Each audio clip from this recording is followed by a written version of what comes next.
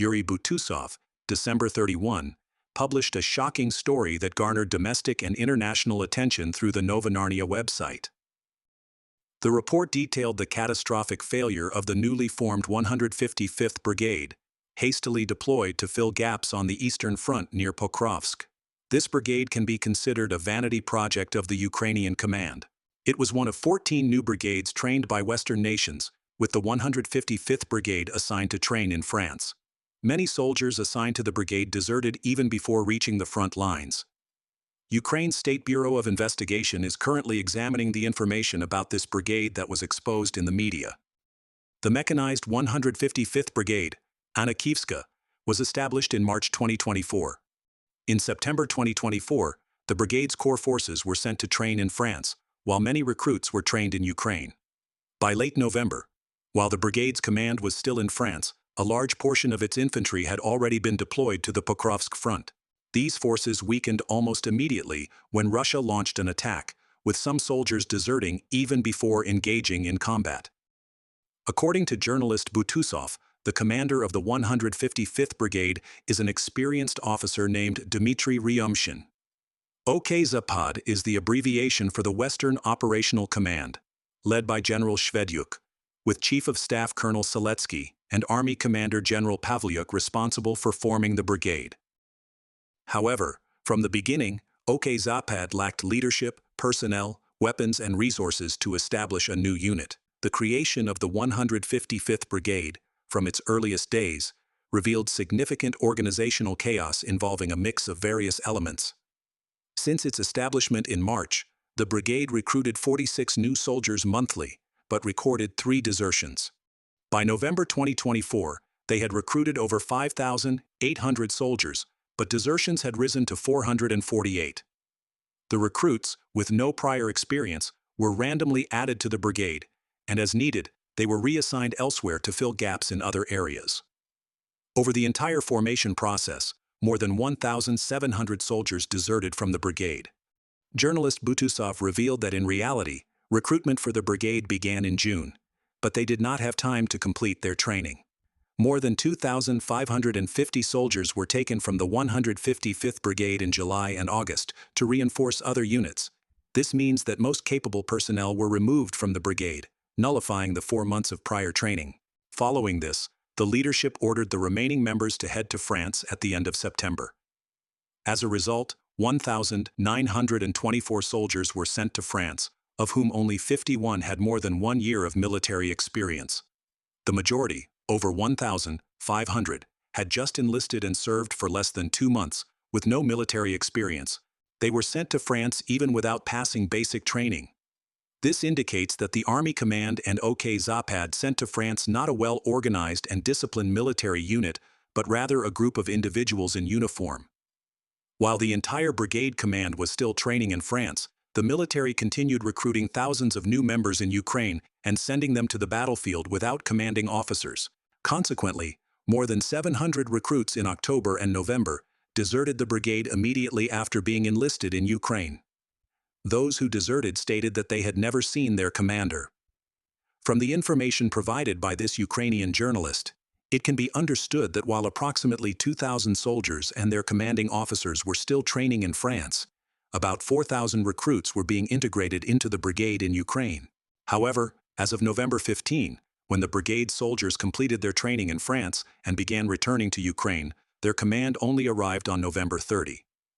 The Western Operational Command had already started deploying untrained recruits to the Pokrovsk region without commanding officers. Upon their return from France, the brigade command discovered that their infantry had already been deployed to the front lines. Another significant factor contributing to the failure was that, in theory, the 155th Brigade was fully equipped by France, including artillery and armored vehicles, but lacked drones and electronic warfare equipment. This meant the 155th Brigade had no reconnaissance capabilities to gain an overview of the battlefield or to defend against Russian reconnaissance drones. Meanwhile, the heavy equipment the brigade brought to the front lines was destroyed by Russian forces before reaching its assigned positions. Furthermore, all 120 mortars provided by Ukraine to the brigade were defective and ineffective. Without drones, artillery, and chaos without command, the the 155th Brigade could not hold its assigned defensive line, leading to repeated Russian breakthroughs. Regrettably, the brigade commander, General Dmitry Ryamshin, trained in France and was immediately dismissed, unrelated to the chaos among soldiers on the battlefield. Moreover, Kyiv's decision to establish new brigades while letting experienced combat brigades fail due to a lack of reinforcements was a serious systemic error. Journalist Butusov's investigative report highlighted that experienced brigades remained at the front line despite suffering losses of over one-third of their personnel. However, they were not replenished and had to continue fighting. Instead, recruits were placed into newly established brigades without frontline experience. The revelations from the Ukrainian journalist showed that even with perfect organization, the Ukrainian military would struggle to stand against Russian forces. However, they could have minimized losses and maintained their defensive lines if these recruits had been used to reinforce existing units instead of forming new brigades. It can be said that the 155th Brigade was sacrificed to the vanity of Ukraine's leadership.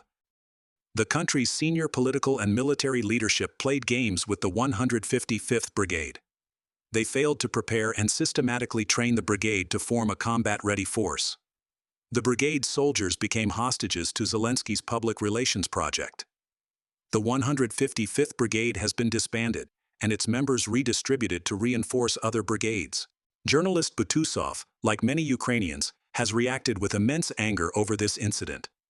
They wasted human resources, money, and time, forming a brigade that, in reality, had little combat capability. Why did you create this brigade if you couldn't use it effectively? Was it merely to facilitate a meeting with President of France Macron? And was it worth it, considering the lives of dozens of 155th Brigade soldiers who perished near Pokrovsk? I hope that one day, those truly responsible for this will be held accountable. The tragic fate of the 155th Brigade reflects the plight of many other Ukrainian brigades, with the difference being that this case was thoroughly investigated and exposed in Ukrainian media. Over the past 3 years, Ukraine's political leadership and military command have caused many such failures, seemingly learning nothing from them. Indeed, the grief and anger of journalist Butusov echo the sentiments of most Ukrainians and will haunt the nation for a long time. Ukraine's plot to cut Russian gas supply to Europe. What's the objective? Ukraine's decision to halt Russian gas supplies to Europe after Kyiv refused to renew the 5-year agreement with Moscow that expired on January 1 has sparked significant debate. Some argue that this decision harms both Ukraine and Europe, while Russia suffers revenue losses. However, this development is more political than economic, as the EU and Russia have faced far more significant disruptions throughout 2022. To understand this, let's revisit key events. The Yamal pipeline running through Poland was shut down months after Russia invaded Ukraine, retaliating against Western sanctions. Meanwhile, Nord Stream 1 ceased operations due to Russia citing delays by Canada in returning repaired gas turbines. Additionally, Nord Stream 2 was destroyed in September of that year and remains inactive for political reasons. As a result, Russian gas imports into the EU dropped sharply from over 40% in 2021 to about 8% by 2023. According to CNN, the EU avoided a recession that year, although it slipped into one later due to Germany's struggling economy. The EU, however, will not be directly affected by Kyiv's latest decision. The transit pipeline running through Ukraine accounts for just 5% of the EU's gas imports. The primary customers of this pipeline are Slovakia, Hungary, and Moldova. Notably, Slovakia and Hungary are right-leaning EU members, strongly opposing NATO's support for Ukraine against Russia. In contrast, with its pro-Western leadership, Moldova aims to reclaim the separatist region of Transnistria from Russian control. Transnistria, situated between the Dniester River and Ukraine's border, is predominantly Russian-speaking and internationally recognized as part of Moldova. This region unilaterally declared independence after the Soviet Union's collapse. In 1992, clashes between separatists and Moldova's pro-Western government led to hundreds of casualties. About 1,500 Russian peacekeeping troops are stationed in the separatist region. Considering all these factors, Ukraine's decision seems highly political. The Zelensky administration aims to penalize Slovakia and Hungary without affecting other EU nations, destabilize Moldova, and ignite tension in Transnistria, potentially mirroring the Syrian scenario. Moldova faces severe consequences as the gas supply cut has disrupted household heating and hot water systems during winter, potentially leading to social unrest. This situation could be a pretext for foreign manipulation, possibly triggering a color revolution that plunges Moldova into chaos. It might also justify NATO members such as Romania sending troops to assist or even allowing Ukrainian forces to intervene in Moldova.